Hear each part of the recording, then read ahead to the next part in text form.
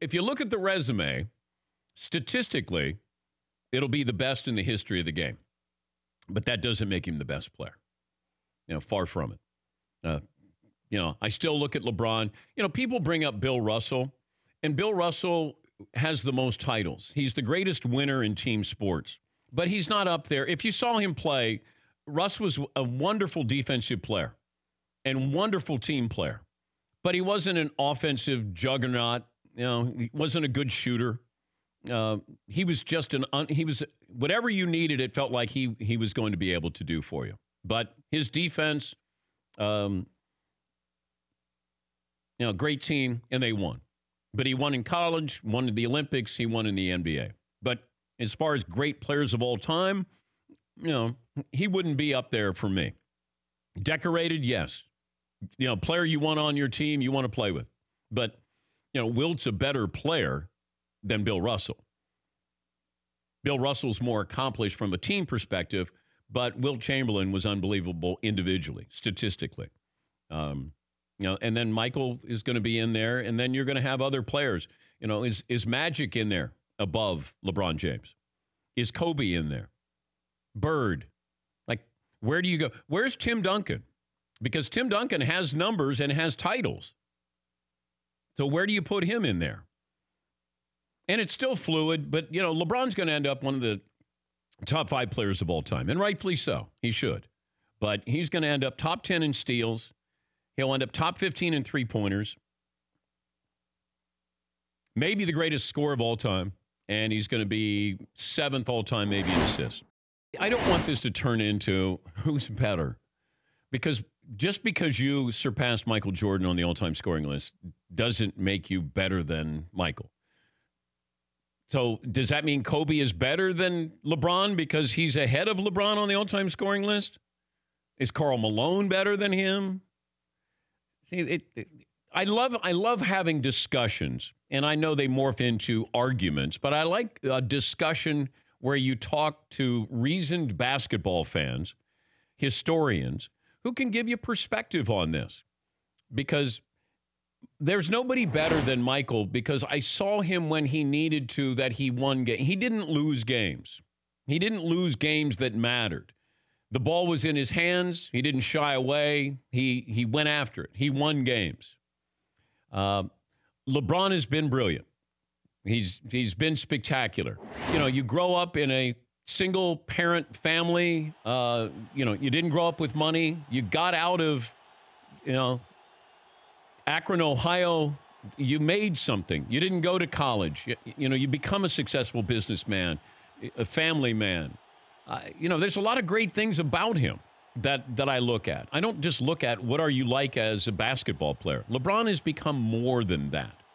And that should be recognized. Like, if an athlete's coming up, I would look at LeBron with what he's been able to do. Raised by his mom, underprivileged, and made something of himself. But he said, look, I needed Michael to be there, that I wanted to be like Mike. It was important for me. But LeBron has been great with, some of the other facets of his life. This is a mistake. Going to the Lakers and thinking he can turn it around right now. If you said to LeBron, you can have a do-over, would LeBron go to the Lakers? Now, he might go because of the business aspects of being in Los Angeles. But I think he thought, hey, I can go in there. We can get into the playoffs. I got free agents going to want to play with me. And now you look at this. What do you have to show for this season? Like, you lost again, and you're the 4th all-time leading scorer. Coach is going to get fired. Roster is going to be turned over, and you're going to go into next season age 35. LeBron at 31 or 32, then he could make that transformation. He's got to get somebody who's going to be a better player than him at some point. And I don't know if you're going to get that player. Yeah, Paul. Don't you think the easiest way to decide for each person who the best basketball player is, or anything of all time, is if you were starting your team, who would you start it with? And the first name that pops in your head is the greatest basketball player for you all time. I think that, to me, that's the simplest way to judge it. If I said, all right, you're starting a franchise and you get this guy healthy for his entire career, who you got? And You may go Kareem Abdul-Jabbar because you think he's unstoppable, but you also might go Michael Jordan, but you'd have to pick between those two. In today's game, I wouldn't take Kareem. So it's different. If it was back when center dominated, then I'd take Kareem because I think he's the best, he's the most dominating big man offensively, defensively. Wilt is in there, but, I would take Kareem. He was unstoppable. Wilt didn't have a signature move other than dunking. He had a finger roll and a dunk, but he wasn't a good shooter. Kareem had touch. So I'd probably, I would look at Kareem. But in today's game, would you take Michael in today's game? Because I don't know how he would use the three-point shot. I don't know how often he'd use the three-point shot. Because you might look at Steph Curry. Steph Curry or Durant, maybe. Those are the greatest shooters, some of the greatest shooters in the history of the game. And the game has changed so much. Like, would you take James Harden? James Harden is equally as unstoppable as Michael Jordan was. I know the rules have changed. He takes advantage of the three.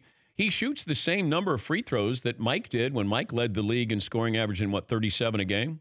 So they're similar at drawing contact, getting to the line. But Harden is an unbelievable three-point shooter. Mike had great form. He wasn't necessarily a great shooter when he first came in, but he became a dangerous shooter. So I'd be curious how Mike would adapt to today's game. So I'd probably, factor that in. But Steph Curry, as crazy as that sounds, if you're starting a team with the greatest shooter of all time, and it's a three-point shooting game. For more Dan Patrick Show, tune to Audience Channel 239 on DirecTV or download the Dan Patrick Show app.